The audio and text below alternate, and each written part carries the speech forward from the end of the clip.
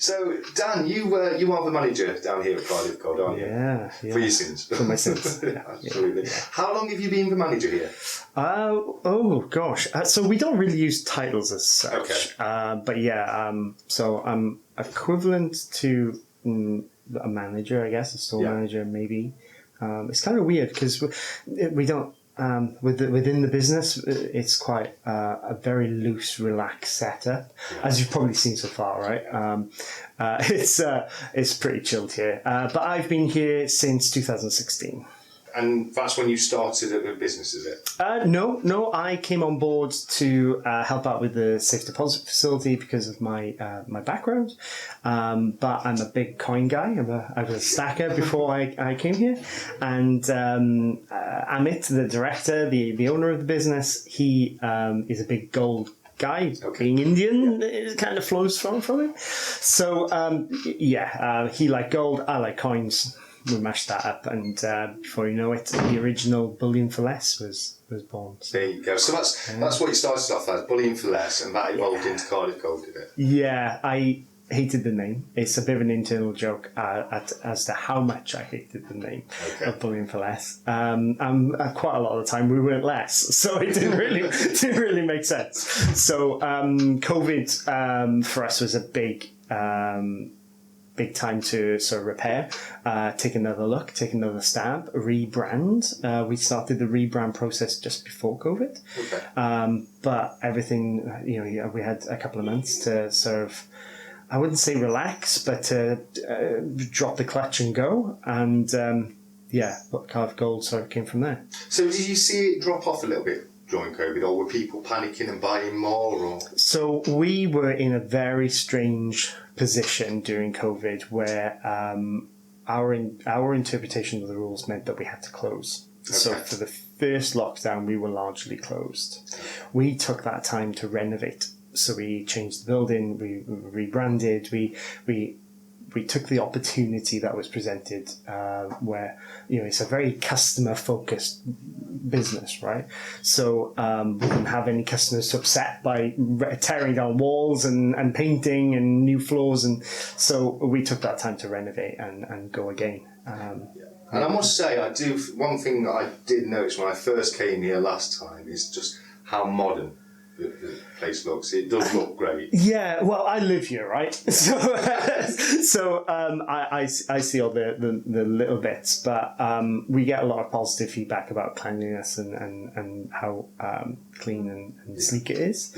I think we're still making improvements. I think if that ever stops, then tell me off. But it's quite nice here. We try to make it as much of a relaxed environment as well, because some of that cleanly whiteness that goes with this place can sometimes be a bit intimidating. Look a bit clinical, can't it? Yeah, especially when you're airlocked in, right? It can be a bit weird. So absolutely. But I think you've done well, especially with your displays, to make the place look inviting, and it looks nice, and I guess you want to see that when you're dealing with silver and gold. It's a luxury item. You kind of want to see somewhere that looks a bit posh, don't you, when you're buying it? But I think it looks great. So it's not just yourself here. You've got a team of people. I've got a team. I got a small team where everyone sort of gets involved in a particular area. So obviously, Amit being the director, sort of steers the ship. I'm sort of his right-hand man, getting things done. We've got Natasha, who is a big part of our bullion business, so Cardiff Gold. If you're interacting with Cardiff Gold, you're normally going to be interacting with Natasha. We have Rianne, who likes to shy away from cameras, but she looks after our safe deposit business, but she's also a jewellery specialist, so she knows quite a lot about jewellery, so picks up that. So some of that gap, and then we got Jake, and Jake, all Jake does is bring mischief and mayhem to the office. And if you've seen some of our videos, he just spends his time annoying me. His actual job, who knows? Who knows? Yeah, he just hangs out. But it keeps us all happy with the videos anyway. And I must say, Cardiff Gold have started their own YouTube channel now. They have some brilliantly funny videos on there. And if you haven't done so yet, please definitely check that out. I will put a link in the description of this video to their channel. Okay, so yes, we were talking about the team. And I think it shows how good the team is here. Not just because it's not just my opinion. This is based in absolute fact now, isn't it? Because you may have won a certain award very recently. Is that right? We're not ones to sort of go out looking for recognition, but an email ended up in my spam folder, and I was like, "That sounds interesting. We should do that." So I wrote, I filled in the application, and got invited to interview. I've never been before, right? And so I just went as Dan. I took some product, obviously, because that's a big talking point for us. So I took some product there, showed them what we do, how we do it. Answered probably every question wrong, so I don't know how, but on the night, the whole intent was to have a night out, get some food, have a few drinks, and enjoy ourselves. Yeah. And I don't know how, but they ended up calling our name. Which is no surprise. It's no surprise to the rest of us, Dan. You're just being modest here. It's nice. It's nice. It's very nice for our team. They've done a video interview with me afterwards, and I'm pretty shell shocked. So God knows how that went. I can't even remember it. I look forward to seeing it. I do look forward to seeing it. But was it a good night then? Did you? Yeah.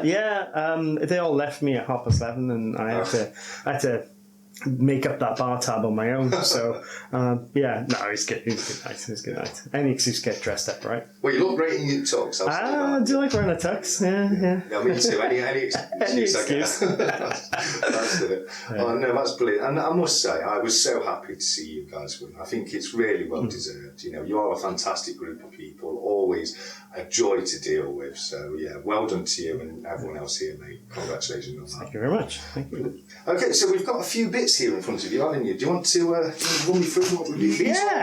These are all bits that are commonly found in Cardiff Gold. Commonly found, yeah. So there's a cover on this watch, so let's pop that off a sec. So we've got a selection of watches in stock, so things like Rolexes. We don't list them on our website as standard, mainly because they move so quickly. Yeah. So we need that time to list things correctly and photographs and things, and we just don't have that time. Yeah. So if you're looking for a watch, it's very personalised service. So we either find one for you, or you can come in and have a chat with us and sort of pick and choose what you fancy. Don't believe what they say. Rolexes are not rare. We can get whatever you want, whenever you want it. Obviously, the prices vary in relation to the style, the model, the year, and things like that. We are not an authorised dealer for them, so everything is pre-owned as such. Although I think pre-owned is a bit harsh.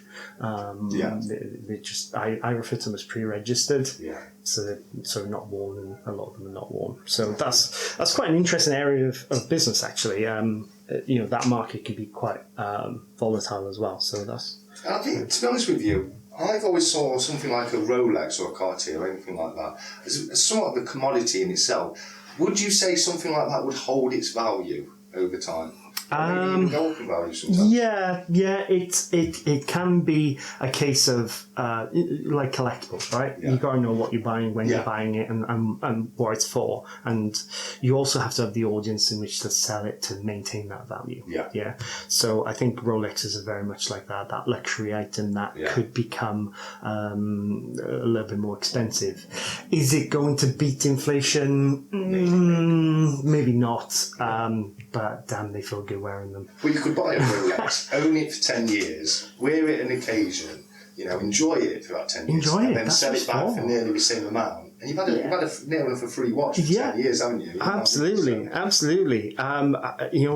beautiful. They're beautiful, and they feel really good to wear and to use. So, definitely. Yeah, I know you brought a Rolex out in front of you today, and I do believe these are the bits that Dan's brought out for me to take home as a gift. Is that not right now? No, but seriously. Don't give anyone ideas. But Rolex aren't the only brand that you carry in watch. I know you do Tudor and a few other brands. Yeah, so we do pretty much most of the high-end brands. Yeah. So Tudor come alongside Rolex being a sister company. I'm not sure if that's official or not, but they're treated very much as such. We do a lot of Omegas, Patek Philippe and Richard Mille, popular ones. But most people are looking for Rolex at the moment. It's that brand thing, right? Yeah. And are you just a watch retailer then? You don't do any repairs or anything? We don't do any repairs or anything like that. We can facilitate or put you in touch, but that's not our primary. Fair enough. And next to it looks like you've got a very fancy bottle of whiskey there. Yeah, this is Penderyn. This is the Madeira finish. Their sort of flagship product. It's finished in ex-Madeira casks, so you really get that sense, that smell, that taste of Madeira in there. And Welsh whiskey is so smooth, right? You know yourself that it's just too easy to drink sometimes. But yeah, this is their flagship product. We do offer some of the Penderyn range. We do offer that in store, and we do have some available online, but only certain ones. We do have some Macallans in store, which you can come along and see and buy if you want to. But we do offer a range of whiskey. Not a huge part of our lineup. Obviously, Cardiff Gold, right? So like watches and whiskey is not a sort of staple for us. No, they're more of a sideline. But we have a little bit of a joke that I'll sell anything. Watches and whiskey kind of come in with that. But anything that's going to hopefully make some people money or certainly bring enjoyment. Yeah, that's a pretty good whiskey. Absolutely brilliant. Okay, so that's watches and whiskey out of the way. Let's get on to the good stuff. The real stuff. The reason we're here, the precious metals, as it were. Now, you don't just, it's called Cardiff Gold, but you're not limited to gold, are you? You do sell, copper. Do you sell much platinum at all? We don't. So platinum and palladium is not something that we get requested very often. Obviously, I can source, so if you wanted some platinum, I know there's Britannia options there for that. But what we find is anything that has VAT on it generally doesn't sell very well with us. So, that's where it is. I get that. There's not a lot of call for platinum, is there really? No, and when the platinum and palladium are sort of fighting each other for that market piece, we don't generally see it too much. When I do get some in, my first protocol obviously is Stacker Social, where most of the guys there are pretty keen. There's a handful there who are keen.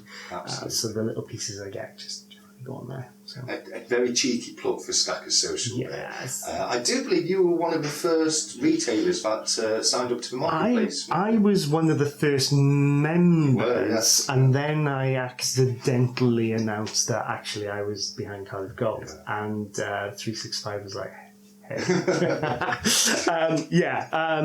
I think I was probably one of the first 10 certainly, back in the Telegram days. But they are a hell of a bunch of guys. They're fantastic, really, really nice people, genuine people. And for me, my purpose is to sell, right? I end up buying so much on there as well because the other creators are on there, and I love those little trinkets, those little unique items. Liquid and silver punk. I can see there's a silver punk piece right there. So I got in touch with Silver Punk and I said, hey, look, I've got some grain. Do you fancy doing a project? And I give him some of the most stupid ideas known to man, and he's just like, this guy's drunk. So I said, well, hey, look, we like dragons here, and there's a board game I like playing where there's a little boy facing off against a great big dragon, which for me it says a lot to me, right? You see these art, these beautiful pieces. So I showed him a picture of that and I said, look, I'm that little boy, let me fight the dragon. He said, I got you. And he made this absolutely stunning piece. And I got the signed original yes. as well. I've noticed that. I've not received a signed piece when I've a punk piece. So I'll have a word with Punk about that. It looks fantastic, it really does. Really, really good. And he is a great guy. He's always up for a laugh. He does do some brilliant pieces. It's stunning. It's stunning. And there are other creators on there as well, Yes. you know, Liquid that makes some absolutely incredible pieces. Did you see the new poker chip, like the Louis? Yes, I've ordered a new poker chip. Brilliant. I've also got my. Oh, I haven't grayed out. I've got my GPS round. Fantastic. I've also got a Aztec Mario from Rio's Precious Metals. That thing is insane. It's absolutely beautiful coin. My kids think it's amazing. I just want to find a nice little spot to put it up. That and my GPS round, but it is gorgeous. Absolutely gorgeous. 100%. Is it about the same size as a poker chip? Or? Yeah, a little bit smaller. Okay. I need to find the right size capsule, I think. Get one of those foam things for it or something. Yeah. Well, Lighthouse do the suspended ones. Have you seen them? Yeah. But they're just a bit too big to go on my display. So, yeah, I'll make it out. Absolutely. So that's a little bit of collectible silver. And I can see we've got some bullion, some very nice germanium mint bars down there. Which would you say you do more sales on? Is it more the generic bullion or more the the more fancy collectible pieces? I do. What's the correct phrase? I have a very big definition between my client base. Yeah. So obviously, at a higher end, I interact with a lot of high-level purchasers, high-level investors. I'm not really sure if investor is the right word, but I deal with a lot of Gold Britannias. Yeah. All right. So that CGT, lack of VAT, that high net worth individual. But then I also interact with the stacking community. Sales-wise, as a company, obviously the vast majority of it is gold. Okay. But the sort of bedrock and where we differ from a lot of places is we sell a lot of copper. Yeah. And by a lot, I mean hundreds of kilos every month. Yeah. That can prove logistically difficult, especially when you're talking the 5 kilo bars. I know a lot of your viewers would have seen the 5 kilo bars, and that we were out of stock for a while. There was a manufacturing issue, so we had to reject so it can get quite complex in that regard. So we've started working a lot with Germanium Mint, who obviously make stunning bars, but in limited sizes. And then we've got an ongoing relationship then with Geiger, who make the bigger bars, the massive 5 kilos, right? So, a big part of our sort of customer base, that base level, is the copper. We do offer a very, very competitive silver coin, a secondary market silver coin. So whenever we have them in, they go on very, very cheap. They're kind of like a loss leader for us to try and encourage people into the silver industry. But silver doesn't sell as a huge seller for us. So you find it's more of a two ends. You do a lot of copper, a lot of gold, and We have seen a little bit of silver pop out in the last couple of weeks. I think a little bit of that has been a bit of FOMO and a little bit of bad influence on certain people. So it depends on the person and the circumstances as to the right metal, right? Yeah. And obviously a big part of that's affordability. Not many people can go out and buy 100 Britannias in gold, but they might be able to get the weight equivalent in silver or weight equivalent in copper. Yeah. So very, very different customer base. A very, very different customer base. So, talking about the copper, I think you've got a bit of an announcement to make, haven't you? Yeah, so we got approached by Ingotsby Trust, who is another creator, I think is the fair term. He's a very, very creative man behind that whole company. But what I think is common is creators create. Yeah. I'm not a creator, and we've had this conversation today. I'm a sales guy. So he came to me and said, "Hey, look, I need some sales support. I love creating. I don't love selling." Yeah. I said, well, I love selling and I can't create. So we sat down, we had quite a long conversation. We've had quite a few long conversations. We took on board some of their products as a trial run. We took on the Behemoth 5 kilo initially to see how they would sell within our audience base. And you have to bear in mind this is a product that is handcrafted, hand poured by one guy. So the complexities around that are really, really up there.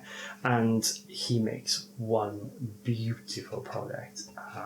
I'm sure you're gonna have some cracking shots of the ones that we have. You stack 6 of them up, and it's like that is cool, right? Yeah. We've got them on pride of place. As soon as you walk through the front door, you see them. So it's pretty impressive. He does have a lacquer on them, and that is to protect them. And what you will see sometimes is parts of that will rub off, but you've got to remember that they're literally hand poured, every single one of them, which is what a feat, right? Yes, they're huge. Absolutely. They're huge. Got to be a big crucible, hasn't it? Can you imagine carrying the thing? Just pouring it into the mould, absolutely. Yeah. You bear in mind that Germania are a multinational company. Same for Geiger, the manufacturers in multinational companies who manufacture things all across the world. And they can just about make the bars that they make. Yeah. And they have failures, in hundreds. And then you've got Industry Trust with, I envisage, 2 gloves and a shake. And how he does it, I don't know, but that guy is incredible. Yeah. He's a hell of a creator. No, he is, and I've been aware of Industry Trust for quite some time. I've got a few of their products at home, and they are really nice. And like you say, they come with the film, don't they, to make sure they stay shiny and keep looking good. There is a lacquer on them, so you do have to be careful with them. If you want to just show everybody the back of the bar, I love the texture you get on the back. Let's go for the big one. So. So we were talking about this earlier, and you called it a riverbed? Riverbed bar, yeah. I call it the thumb. Post-bath thumb, right? When you've been in the swimming pool too long. Absolutely. Yeah, and every one of them is unique. The pour is different on every single one. Absolutely. This is their 1 kilo version as well. But it just looks like that traditional movies. Yeah. Chuck them in the back of a Mini and drive like hellfire down the road, but they're pretty cool. Pretty cool bars. They are very cool, and they look like something that's just come out of a bank vault. Absolutely brilliant. It'd be interesting again to make something like that in gold. Absolutely. Now, speaking of vaults, I think that moves us on to another service you offer, don't you? Because you don't just do over-the-counter sales; you also offer a vaulting service, don't you? Yeah, so we have, here at Cardiff, we have 2 main vaults. One being the customer vault, where you can rent what is in effect a locker from us and keep your items safe. It's completely private, so we don't know what goes in or out of your box. It's your business, not ours. Obviously, there are some rules, so if you're Jason Bourne, no fake passports or cash in this one. But we do offer that service primarily, and that is our kind of core. That's where a lot of our customers sort of started with us. Then we have what we call Vault 2. So Vault 2 is where we store things on your behalf. They are assigned, so if you were to, for instance, buy a 10-ounce Germania silver bar with me, there is a serial number. That serial number is assigned to you as a customer, and that's really important to me because there have been documented incidents where people who are in the position of a retailer, facilitator of this kind of thing, are reselling the same product, taking all the money and then gone. Yeah. That's not cool. So for instance, if you were to vault, you buy something from me, no matter what it is, except for copper, actually. So if you were to buy gold, silver, watches, whiskey, doesn't matter, we will keep that safe for you for up to a year free of charge. And then there's a charge then going forward. That charge is solely insurance. We, as a company, it just goes straight to the insurance to make sure that we have the insurance on the products. It's a really convenient system. it just keeps things safe for people. Some people don't have that feeling of safety at home, or maybe they want to separate out certain things. The catch with the vaulting is you can only vault things that you've bought from me, so I know the chain of custody, and there's no issues there. But when it comes to the safe deposit facility, you can store wherever you want. A lot of people store their crypto wallets in there, family photos, backups, passports, keys, jewellery, literally anything you fancy. And obviously precious metals is a big part of that as well. Going back to the vaulting service, is there any financial benefits to using that rather than taking it out of the store? Yes, in some instances. So we offer VAT-free silver. So we don't charge the VAT if it stays with us. So there is a grey area of VAT. So VAT is due at point of supply. If we don't supply you those goods, then we're able to hold them here. There is a few catches with regards to that, so you can keep them here indefinitely, but as soon as you take them, as soon as I supply them to you, then that becomes chargeable at the invoice cost. And it's very difficult for you to sell it to anyone other than me. So there are those two aspects. So that kind of service to me sounds like it would be brilliant to the kind of person that's looking solely for an investment. They're trying to reduce the cost of their purchase. They maybe don't trust silver stocks or gold stocks. They don't want to put all that trust into a website. They want to have it physical, but they just want to keep it as an investment. They can buy it completely VAT free, hold it with yourselves, and then sell it on at a later date to make a profit off it. So that really does sound perfect for that kind of customer, doesn't it? Yeah, but you have to also bear in mind there are some people out there who say if you don't hold it, you don't own it. Exactly. And I fully support that. But there are options available to you. And like I said earlier, each customer has their own demands, their own needs, and different things suit different people at different times. And VAT-free silver is a really big tool. Because you buy silver, you're automatically 20% down minimum without my cut, for instance, Germania's cut, the postman's cut. So it can be a big tool to invest. Going back to what you just said there about if you don't hold it, you don't own it. I've heard that saying many times. I completely understand it. To me, I feel it's a little bit different when you're vaulting something, because when it's a bank, if you don't hold your money, you've got it in a bank. The bank has complete control over your money. They can loan it to other people. It's gone, so you have no control of it. What makes vaulting better than that for me is you definitely own it. It's your silver. It's nobody else's silver. Cardiff Gold isn't going to loan it or sell it. Whatever's in that vault is 100% yours. And absolutely. And we regularly invite customers when they take out vaulting services to say, hey, look, you want to come and see it? No problem. Just let me know. And the vault is there. We'll bring out your items, you can see them, and they go back in. But like I said, as soon as we supply that, you want to take that home. We do have to charge that VAT. So it's a big tool. Brilliant. No, absolutely. So, say you went back a little earlier. You said about selling on the secondary market, etc., and you fully accept a lot of the times prices on the secondary market.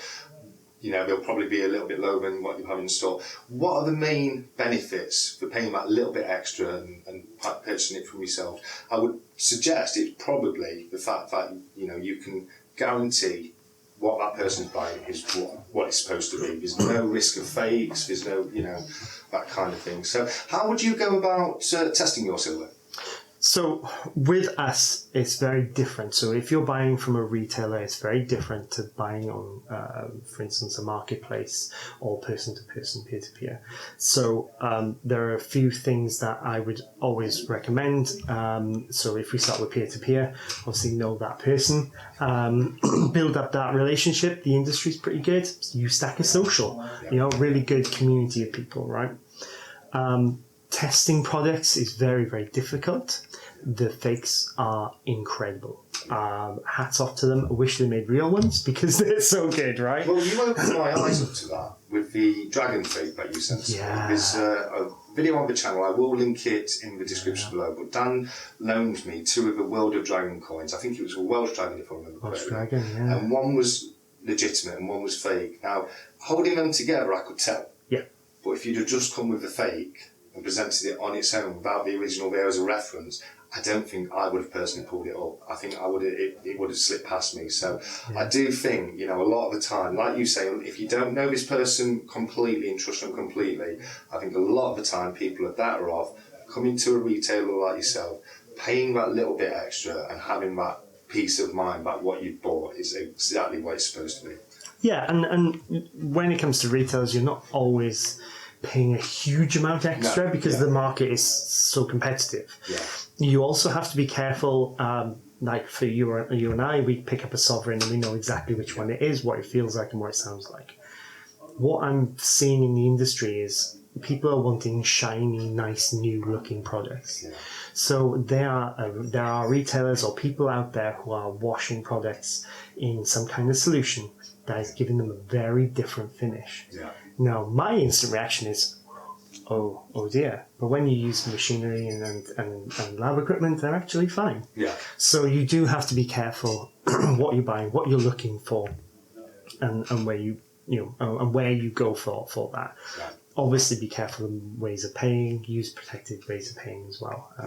It's not always good to pay that cash. And that's another benefit with yourselves. It's all goes through an audit trail. It's a fully above board transaction. If there were, I know there probably won't be, but if there was any problems, you can speak to your bank about that.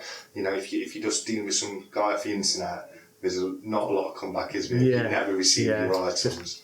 So great. you see a profile disappear, and then a few months later, a profile with a completely different name comes up. So absolutely. When it comes to retailers, it's a little bit different. So almost every retailer is going to have an XRF machine. If they don't, then ask them to have it tested if you have that doubt. Why is it that retailers normally have the XRF as opposed to a Sigma or something like that? That is a really good question. We tested both, and I found that the XRF was a little bit more convenient in certain regard. So it tests a lot more products a lot more easily, but Sigmas are pretty good, right? Yeah. What we find is more individuals have Sigmas, whereas more businesses have an XRF of varying types. But again, caution, right? Yeah. It is a machine. It does what it's supposed to do as long as you operate it correctly. You're trained and are trained to read that machine as well. So there have been times where we've done testing here, and the guys have gone, "This doesn't make sense." So we have a little bit of a mother's meeting, and we have a decision about it. Prime example is Britannia Silver 958. Yeah. Sigma machines, I don't think have that as standard. No. I'd have to look that up, but they are affordable reassurances for an end user. You can't drop £20,000 on an XRF just to test a coin every now and then, so very, very different. And I know there are some European brands who are now starting to bring out alternatives to Sigmas that are very, very impressive. Yeah. If anyone was out there, say they were one of your customers and they bought something from somewhere else and they were a little bit unsure, and they came down with it, would you happily test it for them? Absolutely. I encourage everyone to do so. If your local bullion dealer, I know there's not that many of us around anymore, but if your local dealer doesn't have that service, hey, come down to me. No problem. Anyone's welcome. I'll even stick the kettle on for you. No problem. Our coffee machine's a little bit better than a kettle. But I can hardly recommend the coffee. We have to bear in mind that it is our responsibility as a retailer, as a member of this community, to make sure that we eliminate all fakes out there. There is no benefit to having fakes in the market. We are pretty brutal on things that are fake, and although coins wise, we don't see it so often. Bars, we have. There was a famous moment where someone walked into a branch with 3 Krugerrands that they bought from Wish.com. So if they're fakes, they're normally pretty bad fakes. There are 1 or 2 occasions where we get those attempts at replicating. For instance, the dragon coin. In that case, we try and encourage the person to destroy the item. Yes. It's of 0 value now, right? Yeah. So there's no, the loss has already happened. So we encourage customers to damage them or break them in such a way that they wouldn't be resold. Whether that is the correct way to do it or not, I'm not sure. We also contact the retailer or the manufacturer as well. So if we come across something that isn't legit, for instance, we come across quite a few bars last year from the Australian leads, and there were a few manufacturers there. So when we bumped into them in Germany, I said, "Hey, look, by the way," and they're always grateful to know about these things. So we don't see fakes too often.